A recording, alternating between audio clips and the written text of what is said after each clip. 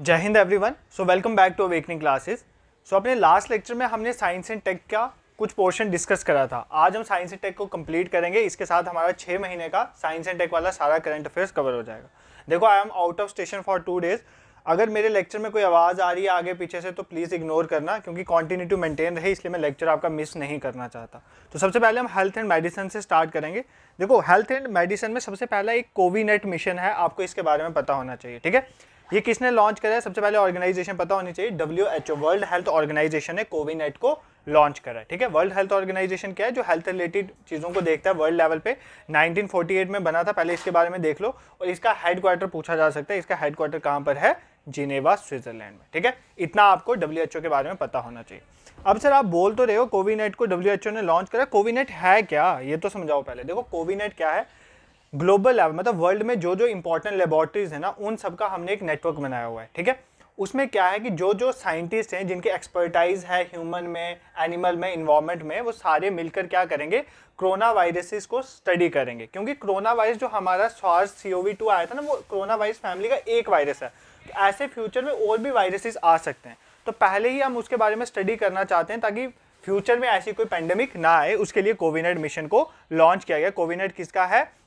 World health organisation का। ये point आपको पता होना चाहिए। इतना भी याद रखोगे, कोविनेट WHO का किसके रिलेटेड है? एक आइडेंटिफाई करना और मॉनिटर करना कि जो नोवल कोरोना वायरसेस हो सकते हैं जो फ्यूचर में भी पेंडेमिक ला सकते हैं, उनकी स्टडी करना ताकि उनको रोका जा सके। ठीक है, this is clear. Moving towards next current affair. देखो, आज हेल्थ, डिफेंस और टेक्नोलॉजी के साथ इस टॉपिक को कंप्लीट करेंगे, तो फुल कंसंट्रेशन यहाँ पर आप मेंटेन करोगे। यूवी कॉल एस क्या है? ठीक है, यूवी कॉल एस, बस आपने ये याद रखना है। यूवी कॉल एस एक वैक्सीन है, किसकी? कॉलरा की वैक्सीन है। कॉलरा की वैक्सीन, इसको किसने प्री क्वालिफाई करा है? WHO ने प्री क्वालिफाई करा है। तो जस्ट इतना भी याद करोगे कि यूवी कॉल एस किसके रिलेटेड है? कॉल से याद कर लो, कॉल फॉर कॉलरा, तो कॉलरा की वैक्सीन है। इतना पॉइंट आपको याद रखना है। ठीक है, नेक्स्ट इज डॉक्टर नित्यानंद। देखो, डॉक्टर नित्यानंद की रिसेंटली डेथ हुई है। ठीक है, इनको इसलिए याद किया जा रहा है क्योंकि इनके रिलेटेड क्वेश्चन पूछा जा सकता है। डॉक्टर नित्यानंद ने इंडिया की पहली ओरल कॉन्ट्रासेप्टिव पिल, देखो कॉन्ट्रासेप्शन के लिए, ताकि रिप्रोडक्शन ना हो, जाइगोट ना बने, फर्टिलाइजेशन ना हो, उसके लिए कंट्रासेप्टिव मेल फीमेल्स यूज करते हैं, जैसे कॉन्डोम्स आ गया। बट कुछ ओरल कंट्रासेप्टिव्स भी होते हैं जिसको हम माउथ के थ्रू कंज्यूम करते हैं टेबलेट फॉर्म में। तो ओरल कंट्रासेप्टिव सहेली जो है वो डॉक्टर नित्यानंद ने बनाई थी, और वो अभी रिसेंटली पास्ट अवे हुए हैं, तो इसीलिए उनकी इस चीज को, अपनी जो अचीवमेंट है उसको हमें याद रखना है। ठीक है, तो इंडिया की पहली ओरल कॉन्ट्रासेप्टिव पिल किसने बनाई थी? डॉक्टर नित्यानंद ने। उसका नाम क्या था? सहेली था। ये भी हमें कवर हो गया। ठीक है, नेक्स्ट देखते हैं नॉर्थ इंडिया। देखो, नॉर्थ इंडिया का, हमारा जो उत्तरी भारत है, उसका पहला गवर्नमेंट होम्योपैथिक कॉलेज बना है। ठीक है, होम्योपैथिक, एलोपैथी आपको पता है क्या होता है? एलोपैथी में क्या होता है? हम ड्रग्स देते हैं, जो आप टेबलेट्स वगैरह लेते हो ना, वो एलोपैथी का पार्ट है। जैसे सर्जरी हो गई, सब एलोपैथी में आता है। होम्योपैथी में ये चीजें नहीं आती। होम्योपैथी में ये बोला जाता है कि उसमें बोला जाता है बॉडी की इनहेरेंट कैपेसिटी के वो खुद ब खुद ठीक हो जाती है। तो उसमें थोड़ी जड़ी बूटियां दी जाती हैं, उसके तहत बॉडी को खुद ग्रो होने दिया जाता है। उसमें टेबलेट्स वाला कंसेप्ट नहीं होता है। तो नॉर्थ इंडिया का पहला होम्योपैथिक कॉलेज जो है वो स्टैब्लिश हुआ है। तो जम्मू कश्मीर में हुआ है, तो आपके एग्जाम के लिए इंपॉर्टेंट हो जाता है। कौन सी डिस्ट्रिक्ट में है? तो कठुआ डिस्ट्रिक्ट में। ये पॉइंट आपको याद रखना। ठीक है, दिस इज क्लियर।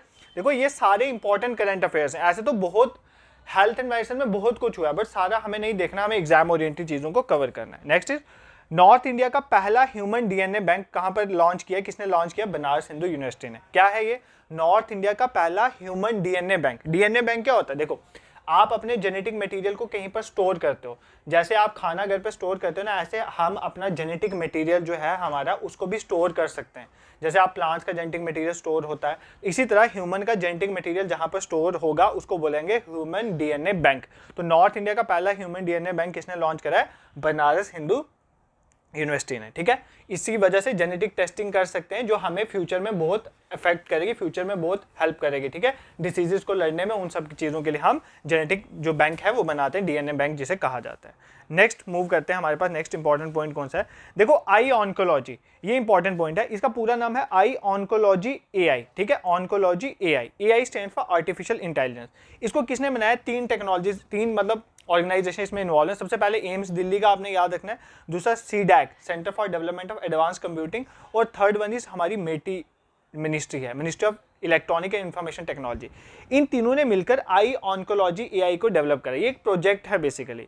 इस प्रोजेक्ट के थ्रू हम क्या करना चाहते हैं, हम आर्टिफिशियल इंटेलिजेंस की हेल्प से कैंसर ट्रीटमेंट में प्रिसीजन लाना चाहते हैं। जो कैंसर ट्रीटमेंट है वो बहुत अच्छे से हो सके, उसमें एफिशिएंसी बढ़ाने के लिए हम आई ऑन्कोलॉजी एआई प्रोजेक्ट को चला रहे हैं। ये पॉइंट आपको याद रखना है। और इसकी हेल्प से हम अर्ली डिटेक्ट, अभी देखो ब्रेस्ट कैंसर और ओवेरियन कैंसर जो है, जो लड़कियों को ब्रेस्ट में कैंसर होता है और ओवरीज में कैंसर होता है, उसको डिटेक्ट करने में प्रॉब्लम आती है। तो उसको जल्दी डिटेक्ट करने में भी हमें ये मिशन जो है, हमारा आई ऑन्कोलॉजी एआई प्रोजेक्ट हमें हेल्प करेगा। तो ये पॉइंट भी आपको याद रखना है, ठीक है। 3 ऑर्गेनाइजेशन यहाँ पर इन्वॉल्व हैं, AIIMS Delhi, CDAC centre for development of advance computing, और मेटी मिनिस्ट्री, हमारी ministry of information electronic and information technology ministry वाली। तो ये पॉइंट आपको याद रखना है, ठीक है। नेक्स्ट हमारा है निपा वायरस। देखो आपने सुना होगा ना, अभी रिसेंटली केरला के कोझिकोडे में निपा वायरस आया, उसकी जिसकी वजह से डेथ हो रही है, इसका फर्टिलिटी रेट बहुत ज़्यादा है। तो बेसिकली क्या है निपा वायरस, सबसे पहले आप देखो निपा वायरस है क्या। निपा वायरस है जूनोटिक वायरस, मतलब ये एनिमल से ह्यूमंस में आता है। ये आरएनए बेस्ड वायरस है, जैसे हमारा कोरोना वायरस था ना, इसी तरह ये भी आरएनए बेस्ड वायरस है। ये पायरोमॉक्सीविरिडाई फैमिली जो है उससे बिलोंग करता है। ये कैसे फैलता है, जैसे बैट से या बैट का यूरिन कहीं पर आपकी बॉडी के कांटेक्ट में आता है तो उसके थ्रू फैलता है। करेंटली इसकी कोई वैक्सीन नहीं है हमारे पास, बट इसके लिए जो है वैक्सीन डेवलप करी है कौन, ऑक्सफोर्ड यूनिवर्सिटी। तो उसकी ह्यूमन ट्रायल चल रही है, पहली ह्यूमन ट्रायल, इसलिए ये न्यूज़ में था। आपको एग्जाम में ये पूछा जा सकता है कि निपा वायरस जो है वो जूनोटिक है या नहीं है, तो आपने याद रखना है जूनोटिक। जूनोटिक डिसीजेज वो डिसीजेज होती हैं जो एनिमल से ह्यूमन में आती हैं। फॉर एग्जाम्पल जैसे बोला जाता है कोरोना वायरस जो चाइना में, वो बैट के थ्रू ह्यूमंस में आया। तो ये पॉइंट आपको याद रखना है, ठीक है। इसका पहला ह्यूमन ट्रायल चल रहा है डेडली निपा वायरस की वैक्सीन का, ऑल्दो अभी तक कोई भी निपा वायरस की हमारे पास वैक्सीन नहीं है, ठीक है। दिस इज ऑल्सो क्लियर, कोई प्रॉब्लम नहीं है यहाँ पर। नेक्स्ट मूव करते हैं।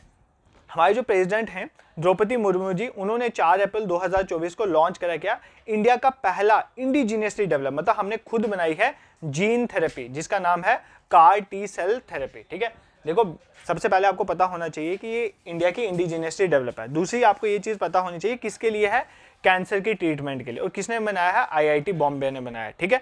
अब कार टी सेल्स क्या होते हैं, बेसिकली देखो हमारी बॉडी में टी सेल्स होते हैं, उसकी हेल्प से क्या करेंगे हम, वो डायरेक्टली हमारे कैंसर सेल को टारगेट करेंगे और उनको खत्म कर देंगे, उनको पहचानेंगे और उनको खत्म कर देंगे। इस टेक्नोलॉजी को बोलते हैं कार टी सेल थेरेपी, ठीक है। देखो इसको इन डेप्थ पढ़ना आपके लिए इतना इंपॉर्टेंट नहीं है, यूपीएससी वगैरह काइंड में आ जाता है। जस्ट आपको ये पता होना चाहिए आईआईटी बॉम्बे ने बनाया और इंडिया की पहली इंडिजीनियसली डेवलप जीन थेरेपी है कार टी सेल थेरेपी। किसके रिलेटेड है, for the treatment of cancer, ठीक है।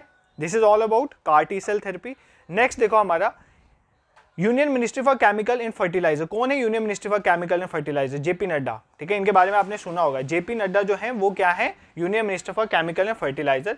इन्होंने ये कहा कि India will restart penicillin G manufacturing after gap of 30 year.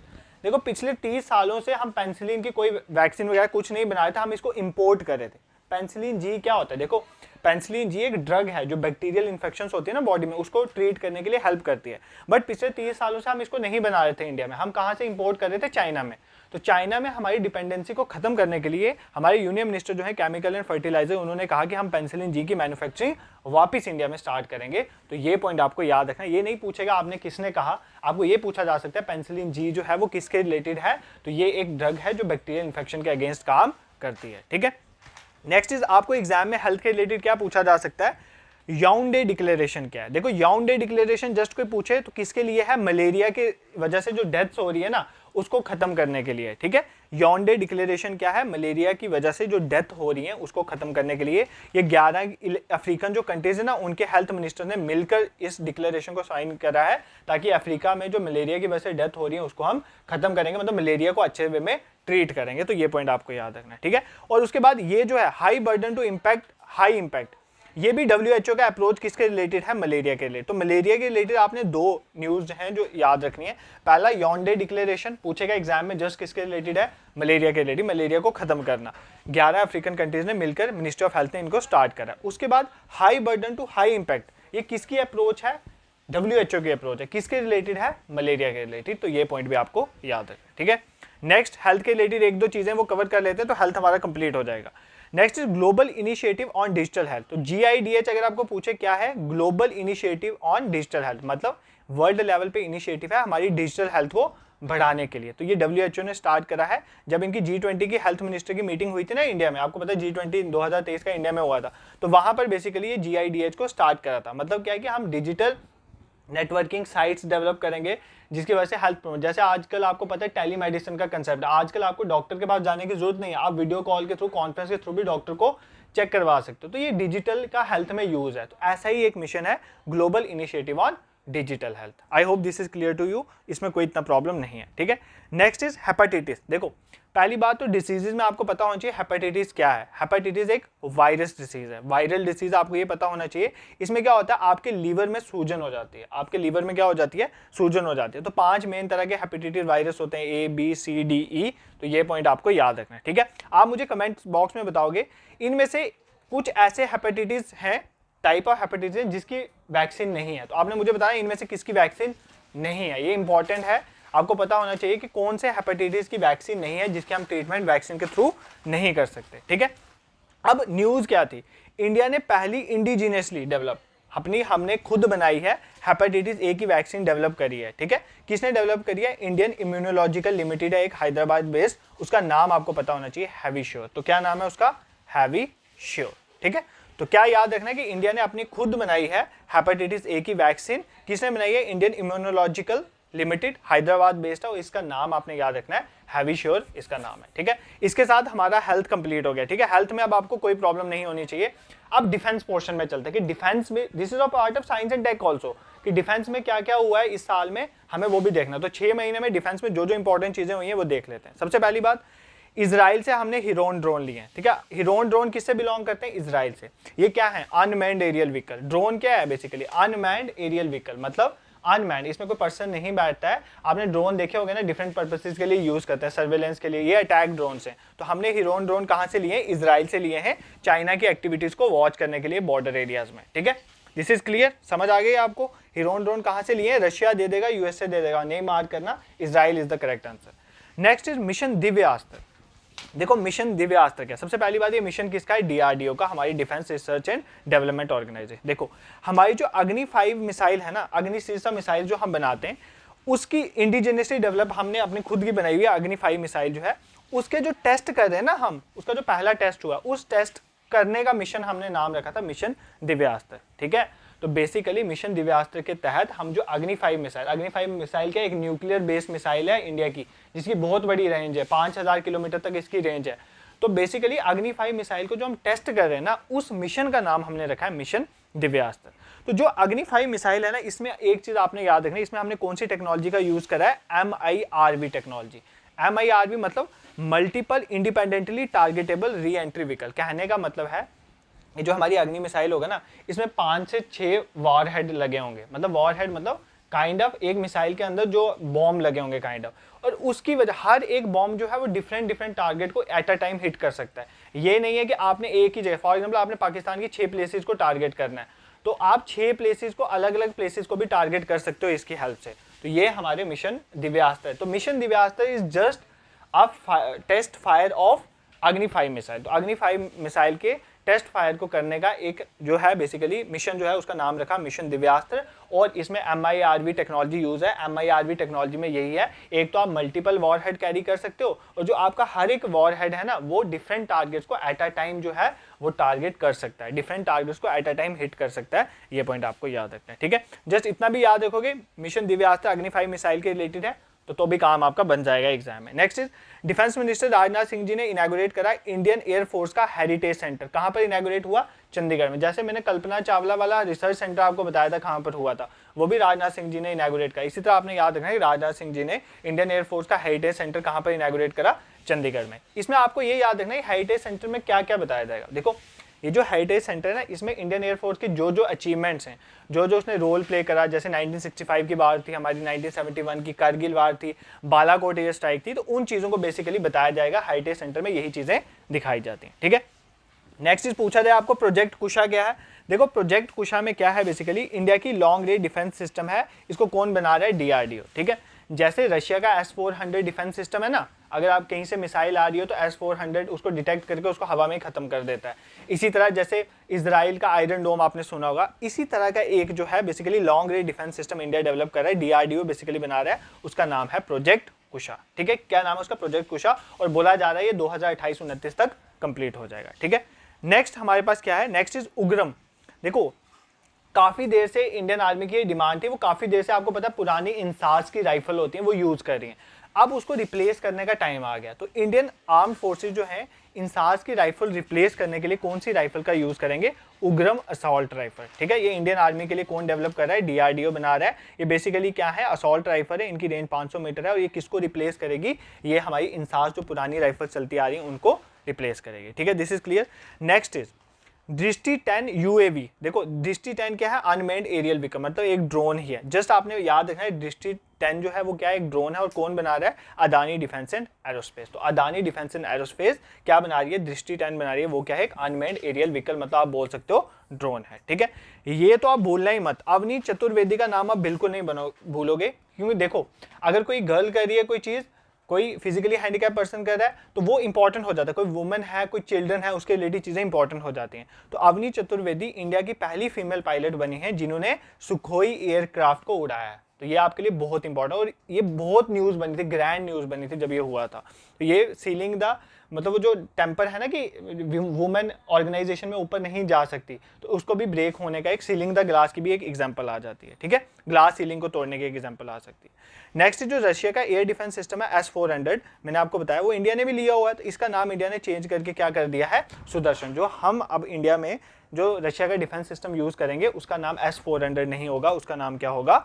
Sudarshan होगा। ठीक है, दिस इज क्लियर। तो दो पोर्शन हमने कवर कर लिए, हेल्थ भी हमने समझ लिया। देखो मैं जल्दी में पढ़ा रहा हूँ ताकि मेरे पास टाइम कंस्ट्रेंट है, बट आपको चीज़ें समझ आ रही होंगी आई होप। और PDF में शेयर कर दूंगा, इसके इंस्टाग्राम पे भी पहली PDF अपलोड कर लिया मैं स्क्रीनशॉट लेकर, और टेलीग्राम पे भी डाल दूंगा।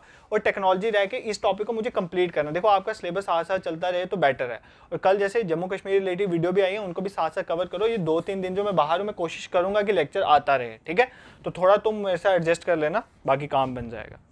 नेक्स्ट, अब टेक्नोलॉजी में क्या क्या अच्छा हुआ है न्यूज़ में, ये बहुत इंपॉर्टेंट पोर्शन है। साइंस से टेक में टेक्नोलॉजी में क्या क्या अच्छा हुआ है। देखो सबसे पहली बात, इंडिया का पहला प्योर हाइड्रोजन पायलट प्लांट हम कहाँ पर स्टार्ट करें? असम में।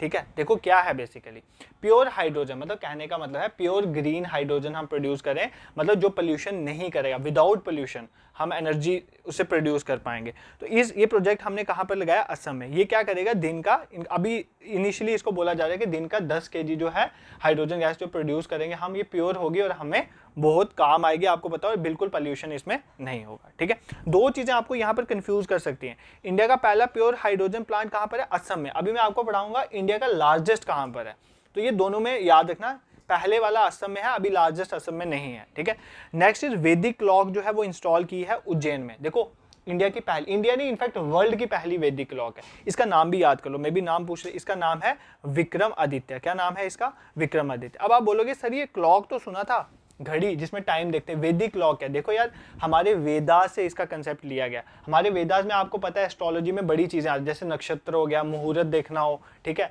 सोलर एक्लिप्स होता है, जैसे चंद्र ग्रहण, सूर्य ग्रहण, ये सारी चीजें आपको इस क्लॉक के थ्रू पता चल जाएंगी। तो ये प्रधानमंत्री मोदी जी ने इनॉग्रेट करा है, तो एग्जाम के लिए इंपॉर्टेंट है। वैदिक क्लॉक कहाँ पर इंस्टॉल हुई है? उज्जैन में। ठीक है, क्लियर है। नेक्स्ट आप देखेंगे, देखो अडानी ग्रुप क्या बना रही है? वर्ल्ड की लार्जेस्ट 600 मेगावाट, ये इसका सबसे इंपॉर्टेंट चीज क्या है? ये wind as well as solar का हाइब्रिड पावर प्लांट है। कहां पर बन रहा है? राजस्थान। देखो विंड भी रिन्यूएबल एनर्जी है, सोलर भी रिन्यूएबल एनर्जी, दोनों हमारे लिए अच्छे हैं, बट दोनों को कंबाइन करके एक ही प्रोजेक्ट हम बना रहे हैं जहां पर 600 मेगावाट बिजली जो है हम पैदा करेंगे। ये कहां पर स्टार्ट हो रहा है? राजस्थान में बन रहा है। और कौन बना रहा है इसको? अदानी ग्रुप बना रहा है, राजस्थान के जैसलमेर पे बन रहा है। देखो राजस्थान में धूप भी बहुत पड़ती है, टॉपिक ऑफ कैंसर का वहां से क्रॉस होता है ना, बताया हुआ है आपको। और दूसरा विंड भी है, क्योंकि राजस्थान के आसपास गुजरात कोस्ट, अरेबियन से वहां पर विंड भी अच्छी चलती है। तो दोनों वे में हम इसको यूज करके बिजली पैदा कर सकते हैं। ठीक है, क्लियर, कोई प्रॉब्लम यहाँ पर? नेक्स्ट देखो, इंडिया का फर्स्ट लिथियम ऑयल जो है सेल फैक्ट्री हम इनॉग्रेट करें आंध्र प्रदेश। आज का टाइम आपने भी देखा होगा यार, ऑटो रिक्शाज हैं आपके चल रहे हैं, सारे इलेक्ट्रिकल से आ रहे हैं, तो उनमें कौन सी बैटरी पड़ रही है? लिथियम ऑयल, जो रिचार्जेबल है, दोबारा चार्ज करके आप उसे यूज कर सकते हो, इससे पोल्यूशन नहीं होता है। तो इंडिया भी बना रही है लिथियम ऑयल की जो बेसिकली फैक्ट्री है, वो कहाँ पर बना रही है? आंध्र प्रदेश में। तो आंध्र प्रदेश में तिरुपति जो प्लेस है, जहाँ पे तिरुपति बालाजी का मंदिर भी है, तो तिरुपति में बेसिकली क्या बन रहा है हमारा इंडिया का पहला लिथियम आयन सेल फैक्ट्री, जहाँ पे लिथियम आयन बैटरीज जो है वो बनेंगे। क्लियर, कोई प्रॉब्लम नहीं है। ये यार इजी चीजें, एक बार लेक्चर सुन लोगे, एक बार पीडीएफ रिवाइज कर लो, काम बन जाएगा। ठीक है, नेक्स्ट देखो, वर्ल्ड का first hydrogen power train operate कहाँ पर हुई? जर्मनी में। ठीक है, ये वर्ल्ड की पहली हाइड्रोजन पे चलने वाली ट्रेन है। ठीक है, तो जर्मनी, अगर आपने कहीं सुना होगा तो जर्मनी ट्रेन और इन चीज़ों में बहुत आगे है, बहुत टॉप पे है। तो वर्ल्ड की पहली जो हाइड्रोजन बेस्ड ट्रेन अगर कोई पूछे कहाँ पर चली है, ये जर्मनी में चली है। ये पॉइंट आपको याद रखना है। ठीक है, इसका नाम क्या है? कोर्डिया इलिंट। क्या नाम है इसका? कोर्डिया इलिंट, इसका नाम रखा है कोर्डिया इलिंट। तो नाम याद कर लेना, ये वर्ल्ड की पहली हाइड्रोजन पे चलने वाली ट्रेन है। ठीक है, बस 5 मिनट का रह गया, थोड़ा ही चीज़ें रह गई हैं, उनको जल्दी हम कवर कर लेंगे। ठीक है, नेक्स्ट हमारा है ऑपरेशन सदर्न रेडीनेस 2023। देखो, सबसे पहली बात, सेशल्स में ये ऑर्गेनाइज हुआ। हमारे लिए क्यों इंपॉर्टेंट है? देखो, इंडिया भी तो मैरीटाइम का पार्ट है, हमारा भी तो ओशन जुड़ता है वहाँ पर। तो मैरीटाइम सिक्योरिटी को बढ़ाने के लिए, जैसे आपको पता है जो हमारे समुद्री जहाज जाते हैं ना, इसमें पायरेसी बहुत ज़्यादा हो जाती है, इनसे चीज़ें चुरा ली जाती हैं, इनको लूट लिया जाता है। उस पायरेसी को खत्म करने के लिए ऑपरेशन सदर्न रेडीनेस जो है वो ऑर्गेनाइज हुआ है। कहाँ पर? सेशल्स में। कहाँ पर ऑर्गेनाइज हुआ है? सेशल में। एक क्वेश्चन है आपको, आप मुझे बताओगे सेशल जो है, जो हमारा सेशल है वो कौन सी ओशन में? इंडियन ओशन में, पैसिफिक में, अटलांटिक ओशन में? तो मैप में देखना है सेशल्स कहाँ पे, और मुझे कमेंट सेक्शन में अभी वीडियो पॉज करके आप बताओगे। नेक्स्ट मूव करते हैं। India is constructing the world's highest combat airfield. देखो, वर्ल्ड का हाईएस्ट मतलब सबसे ज्यादा हाइट पे बन रहा है। ठीक है, कहाँ पर बन रहा है? इंडिया में बन रहा है। उससे भी इंपॉर्टेंट, लद्दाख में बन रहा है। ठीक है, ये आपको पता होना चाहिए, लद्दाख में बन रहा है, लद्दाख के न्योमा में। ठीक है, इसका नाम न्योमा पड़ेगा, न्योमा में बन रहा है। ठीक है, लद्दाख न्योमा इसका नाम पड़ेगा। देखो बेसिकली क्या है, ये क्या है? हाईएस्ट कॉम्बैट एयरफील्ड, मतलब ऐसा एयरफील्ड बनाई जा रही है जहाँ पे फाइटर प्लेन जो है लैंड भी कर सकते हैं और टेक ऑफ भी कर सकते हैं। वर्ल्ड की सबसे हाइट पे बन रहा है, इतनी हाइट में और कोई नहीं है। तो कहाँ पर बन रहा है? लद्दाख में, लद्दाख न्योमा, इसका आप नाम याद करोगे। ठीक है, अब चाइना का मीडिया एक चीज क्लेम कर रहा है, वो भी देख लेते हैं। चाइना का मीडिया ये क्लेम कर रहा है, उन्होंने वर्ल्ड का सबसे बड़ा रोबोट बनाया, उसका नाम है रोबोट यॉक। तो वर्ल्ड का सबसे बड़ा और हैवीएस्ट रोबोट जो है इन्होंने बनाया, 4 लेग वाला रोबोट है। देख लेना इसका फोटो। ठीक है, यहाँ पे डालने की याद नहीं रही। तो 4 लेग वाला रोबोट इन्होंने बनाया, रोबोट यॉक इसका नाम रखा है। तो ये चाइना का मीडिया क्लेम कर रहा है ये वर्ल्ड का सबसे भारी और सबसे बड़ा जो है ये क्या होगा? रोबोट होगा। ठीक है, इसको ये बेसिकली वॉर के लिए यूज करना चाहते हैं, तो वॉर के लिए इसको यूज करेंगे, हम भी बनाएंगे बहुत जल्दी। India's first naval solar museum will be built in Uttar Pradesh. तो नेवी का सोलर म्यूजियम, मतलब नेवल चीजें बताई जाएंगी नेवी के रिलेटेड। ठीक है, इसके रिलेटेड मतलब नेवी ने जो जो अच्छा किया, जैसे अभी मैंने आपको बताया ना एयरफोर्स का हाइट है, उसमें एयरफोर्स ने जो जो अचीवमेंट है वो बताएंगी। तो naval solar museum Uttar Pradesh में बन रहा है, इसका नाम बेसिकली है नेवल वैलर म्यूजियम। ठीक है, मतलब नेवी की जो बेसिकली अचीवमेंट्स हैं, जो ब्रेवरी उन्होंने दिखाई है, वो चीज़ें यहाँ पर बताएं। कोई भी हेरिटेज सेंटर या ये चीज़ें बनती है ना, वो बेसिकली उस ऑर्गेनाइजेशन की अचीवमेंट को ही बताने के लिए यूज़ की जाती है। नेक्स्ट हमारा क्या है? प्रधानमंत्री नरेंद्र मोदी जी ने इनॉग्रेट करा है centre for brain research and super computing facilities in IISc Bangalore. आपको पता है वर्ल्ड की जो टॉप यूनिवर्सिटीज़ की अगर बात करें ना, उसमें इंडिया की IISc बेंगलोर टॉप में आती है, बहुत अच्छी यूनिवर्सिटी है।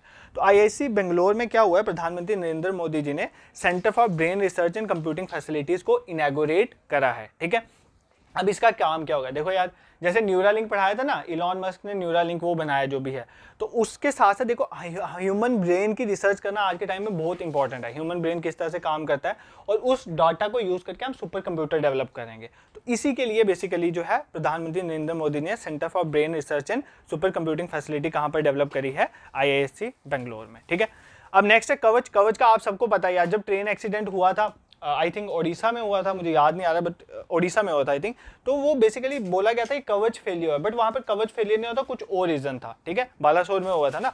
कवच क्या है बेसिकली? कवच सिस्टम क्या है? देखो, इंडिया का एक इंडिजीनियसली डेवलप एक सिस्टम है एंटी कोलिजन सिस्टम। मतलब अगर 2 ट्रेन आ रही है तो उनको ऑलरेडी पता चल जाता है कि वो डिरेल हो सकती है, टक्कर हो सकती है, तो पहले ही रुक जाएंगे, उनकी स्पीड कम हो जाएगी।